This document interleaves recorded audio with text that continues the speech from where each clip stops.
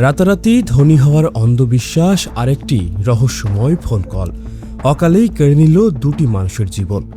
কাল্পনিক ও তথাকথিত ম্যাগনেটিক পিলারের পেছনে ছুটতে গিয়ে নির্মমভাবে প্রাণ হারিয়েছেন দুই ব্যক্তি। পিরোজপুরের মাঠবাড়িয়া উপজেলার আমরাগাছি ইউনিয়নে ঘটা এই জোড়া হত্যাকাণ্ডের পর পুরো এলাকায় এখন তীব্র আতঙ্ক এবং রহস্য ছড়িয়ে পড়েছে। সাধারণ মানুষের মনে এখন একটাই প্রশ্ন, এটি কি শুধুই লোভের ফাঁদ, নাকি এর পেছনে লুকিয়ে আছে অন্য কোনো বড় অপরাধ? নিহত দুই ব্যক্তি হলেন মাঠবাড়িয়ার বাসিন্দা আবু রশিদ এবং সাগর নামে এক যুবক। পারিবারিক সূত্রে জানা গেছে, শনিবার গভীর রাতে যখন সবাই ঘুমিয়ে পড়েছিলেন, ঠিক তখন একটি অপরিচিত নম্বর থেকে ফোন আসে তাদের মোবাইলে। ফোন পাওয়ার পরপরই কাউকে কিছু না জানিয়ে তড়িঘড়ি করে ঘর থেকে বের হয়ে যান তারা। পরিবারের সদস্যরা ভেবেছিল হয়তো জরুরি কোনো কাজে বাইরে গেছেন, কিন্তু সারা রাত পার হলেও তারা আর ঘরে ফিরে আসেনি। এমনকি তাদের মোবাইল নাম্বারও বন্ধ পাওয়া যায়। পরের দিন রবিবার সকালে বাড়ি থেকে কিছুটা দূরে দুটি আলাদা জায়গায় তাদের লাশ পড়ে থাকতে দেখে পুলিশে খবর দেন স্থানীয় বাসিন্দারা।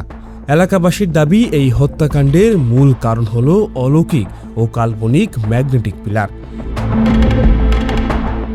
আমাদের দেশে দীর্ঘদিন ধরে এই পিলারগুলো নিয়ে নানা মন গড়া গল্প চালু আছে। একদল মানুষের ধারণা, ব্রিটিশ আমলের এই পিলারের ভেতরে এমন কিছু মূল্যবান ধাতু থাকে যা দিয়ে নাকি অলৌকিক কাজ করা যায় এবং আন্তর্জাতিক বাজারে এর দাম কোটি কোটি টাকা। তবে বিজ্ঞান ও বাস্তবতার মাটিতে এই দাবির কোনো ভিত্তি আজ পর্যন্ত পাওয়া যায়নি। ইতিহাস ও বিজ্ঞান বলে, ব্রিটিশ আমলে মূলত জমি জরিপ, নিখুঁত মানচিত্র তৈরি এবং বজ্রপাত থেকে এলাকা রক্ষা করতে নির্দিষ্ট দূরত্ব পরপর এই লোহার ধাতব বা পিলারগুলো মাটির গভীরে পোতা হয়েছিল। কিন্তু বর্তমান সময়ে একদল সুসংগঠিত প্রতারক চক্র এগুলোকে মূল্যবান সম্পদ হিসেবে প্রচার করে সাধারণ মানুষের সরলতার সুযোগ নেয় এবং কোটি কোটি টাকার লোভ দেখিয়ে ফাঁদ পাতে।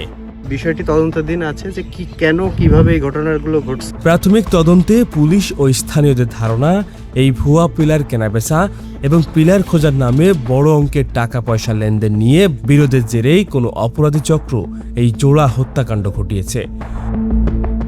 খুনিরা অত্যন্ত পরিকল্পিতভাবে তাদের নির্জন স্থানে ডেকে নিয়ে গিয়ে শ্বাসরোধ করে বা আঘাত করে হত্যা করে লাশ ফেলে রেখে পালিয়ে যায়।